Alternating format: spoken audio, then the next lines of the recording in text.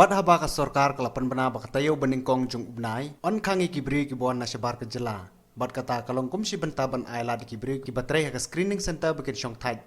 Badru bikin sting kerukom terekam ha kita kijaka. Penban namar badan sibun kibri na ke Jylla hi kibadani ki kam kerke kum ha kapang ke sitom lambat kiwei-kiwei. Kala penlongi kibor district keribhoi bikin aylat nyokun ha kesisngi. Kata nadu ke Porsche po beji men step adu usan beji janmien. Kabalong kumban ayla di kita Briew bikin late kin leng baka entry and exit point.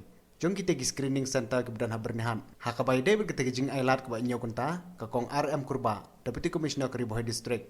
Kalong baka tay ke hukum ban aylat syong thai gi nong tray ha screening center ka tray kam tang kapor min mit.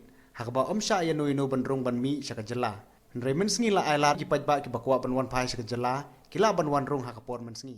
Adin baka government kala ay ka order bangi day ban khang yaki entry point jungi handrai kalong bangi syam baki bun haki ba poi kumtomo haduk mentar udang don kibre ki ba poi klem don any kind of information yang government lane ki klem pentip lupa government lane ki sakut because kidon gi cases ki ba ki late syam dawai an kim yok ban rung show nama kim dan pass kini ki penlong yang government ban ong yaki tu kibre belong stranded kila ban 1 and between 10 to 5 shpo baje duk san baje man kesngin aduk mentang sengi terik aduk new terik kila ban rung ha kata kapor la da Islam pala kata te kin hab ban lake pai jaga baki 1 and so return back 1 pai but next day shpo baje and kalong advisable hi baro bakin